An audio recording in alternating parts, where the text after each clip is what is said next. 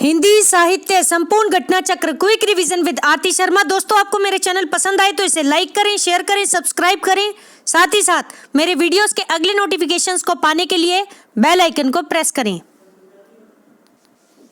दोस्तों, आज हम करेंगे घटना चक्र का पार्ट 186 यानी 186, जिसमें हम देखेंगे क्रिया से संबंधित कुछ प्रश्न। ध्यान दें दोस्तों, प्रश्न है हमारा, गौर करेंगे। इससे पहले हमने क्रिया के संबंध में सभी महत्वपूर्ण बातें कर ली थी, कुछ एक बिंदु रह गए हैं, ठीक है। वो इतने ज़्यादा डिटेल में नहीं पूछेंगे आपसे एग्जाम में, ठीक। तो हालांकि जो ज़रूरी बातें थी वह मैंने आपसे डिस्कस कर ली हैं। तो देखते हैं दोस्तों प्रश्न, ध्यान दें। निम्नलिखित वाक्यों में से एक में संयुक्त क्रिया का प्रयोग नहीं हुआ है। तो अगर आपने मेरा पिछले वीडियो देखा हो दोस्तों, मैंने उसमें बताया था कि सहायक या फिर प्रयोग के आधार पर, सहायक नहीं, संरचना, ठीक है, संरचना या फिर प्रयोग के आधार पर, ठीक है। ध्यान रखें, क्रिया के कितने भेद होते हैं? 11, जिनमें से एक भेद होता है कौन सा? संयुक्त क्रिया। तो प्रश्न क्या कह रहे हैं कि निम्न वाक्यों में से एक में संयुक्त क्रिया का प्रयोग नहीं हुआ है। तो ऑप्शन बी, मैं अपने घर में रहूँगा, मैं अपने घर में रहूँगा, ठीक है। तो इसमें संयुक्त क्रिया का प्रयोग नहीं हुआ है, ठीक है। इसके अलावा मेरे हाथ से गिलास गिरा, तो पहले गिलास क्या हुआ? गिरा। उसके बाद गिलास क्या हुआ? टूट गया, ठीक है। यानी कि संयुक्त क्रिया में क्या होता है कि दो या दो से अधिक धातु, ठीक है, दो या दो से अधिक धातु मिलकर क्रिया बनाती हैं, ठीक है। प्रयोग होता है दो या दो से अधिक। तो गिरना और टूटना दो अलग अलग धातुएं हैं, ठीक है। ध्यान से समझें इस बात को। ऐसे ही स्वस्थ होना है, अगर हमें स्वस्थ होना है तो तुमको दवा पीनी पड़ेगी। स्वस्थ होना है तो तुमको दवा पीनी पड़ेगी, ठीक है। स्वस्थ होना और दवा पीना, ठीक है। तो ये अलग अलग धातुएं हैं। फिर है लड़का प्रसन्न होकर, लड़का पहले क्या हुआ? प्रसन्न हुआ और बाद में चलता बना, ठीक है। तो प्रसन्न होना और चलना, ये हो गई संयुक्त क्रिया, ठीक है। जो नहीं है वो क्या है? मैं अपने घर में रहूँगा, ये संयुक्त क्रिया नहीं है, ठीक है। इसमें संयुक्त क्रिया का प्रयोग नहीं हुआ है। ऑप्शन बी हमारा सही उत्तर है, ठीक। गौर करेंगे दोस्तों व्याख्या पर। ध्यान दें, जो क्रिया दो या दो से अधिक धातुओं के मेल से बनती है, ठीक है, दो या दो से अधिक धातुओं के मेल से, ये शब्द ध्यान रखें, धातुओं के, ठीक है, मेल से बनती है, उसे हम संयुक्त क्रिया कहते हैं। धातु यानी कि जैसे चल, पढ़, लिख, बोल, हंस, ठीक है, ये सब क्या है? ये सब धातुएं हैं, ठीक है। ध्यान रखें, संयुक्त क्रिया में प्रायः पहली क्रिया कैसी होती है? प्रधान होती है। पहली क्रिया जो होती है वह प्रधान होती है और दूसरी जो है उसके अर्थ में विशेषता उत्पन्न करती है। यानी कि पहली क्रिया प्रधान होगी, ठीक है, और दूसरी जो है, दूसरी उसके अर्थ में क्या उत्पन्न करेगी? विशेषता उत्पन्न करेगी, ठीक है। विकल्प बी में संयुक्त क्रिया का प्रयोग नहीं हुआ है।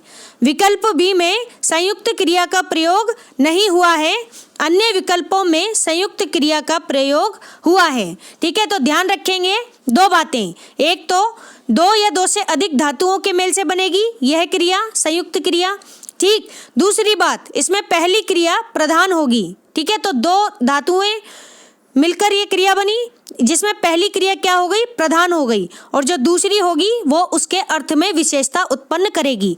ये बात है बस, ठीक। अगला प्रश्न है, ध्यान देंगे दोस्तों, गौर करें।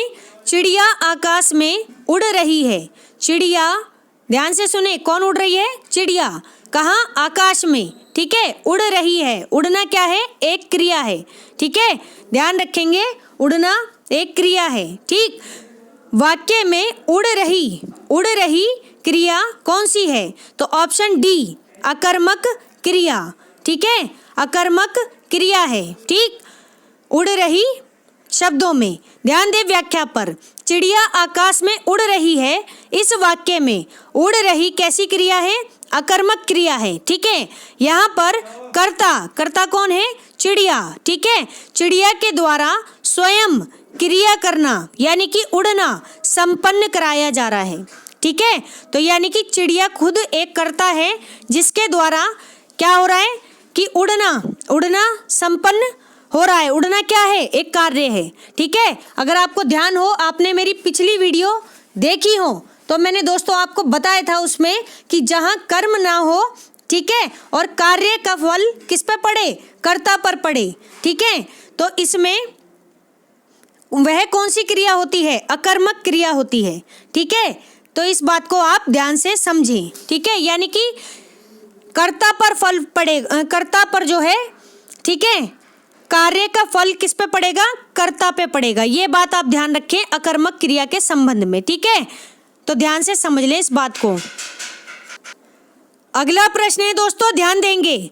उठाना क्रिया का अकर्मक रूप कौन सा है? ठीक है, तो अकर्मक रूप पूछ रहे हैं क्रिया का। ऑप्शन डी उठना। ठीक है, उठना क्या है? उठना से बना है उठाना। ठीक है, उठाना ऐसे समझो इस बात को। ठीक है, तो व्याख्या देखें।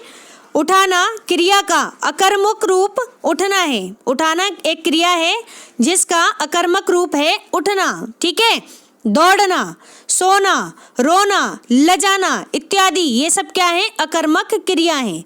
अकर्मक क्रिया कौन? दौड़ना, सोना, रोना, लजाना। तो ध्यान रखिए दोस्तों, दौड़ने के लिए किसी का होना जरूरी है, सोने के लिए भी किसी का होना जरूरी है। यानी कि जैसे राम सो रहा है, ठीक है, राम सो रहा है, तो राम कौन है? कर्ता। ठीक है, तो कार्य का फल किस पे पड़ेगा? राम पर। ठीक है, ऐसे ही रोना। ठीक है, सीमा रोती है। ठीक है, तो कौन रो रही है? सीमा। अगला प्रश्न है दोस्तों, ध्यान दें। निम्नलिखित में से एक अकर्मक क्रिया कौन सी है? तो ऑप्शन डी रोना क्या है? एक अकर्मक क्रिया है। मैंने आपको बताया था अभी पिछली व्याख्या में। ठीक है, रोना, हंसना, खाना, पीना ये सब क्या हो गई? अकर्मक क्रिया हो गई। ठीक है, क्यों? क्योंकि इनका फल जो है वो किस पर पड़ेगा? कर्ता पर पड़ेगा। यानी कि कर्ता का होना जरूरी है अकर्मक क्रिया में। ठीक है, इसके बिना हम ये क्रिया पूरी नहीं कर सकते। ठीक है, अगला प्रश्न है दोस्तों, ध्यान देंगे। क्या है? निम्नलिखित वाक्यों में से एक में सकर्मक क्रिया का प्रयोग हुआ है। तो सकर्मक क्रिया कौन सी है? ऑप्शन डी लड़की सिल रही है। सिलना। ठीक है, लड़की सिल रही है, तो इसमें सकर्मक क्रिया का प्रयोग हुआ है। विकल्प डी, व्याख्या देखें। विकल्प डी के वाक्य में सकर्मक क्रिया का प्रयोग हुआ है। ठीक है, और अन्य विकल्पों में अकर्मक क्रिया का प्रयोग हुआ है। अन्य विकल्पों में अकर्मक क्रिया का प्रयोग हुआ है।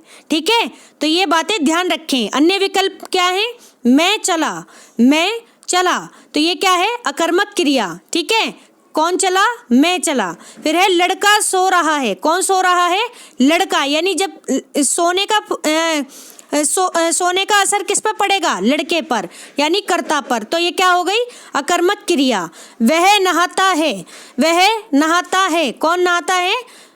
वह नहाता है, तो वह क्या है? कर्ता है। ठीक है, तो ये भी क्या हो गई?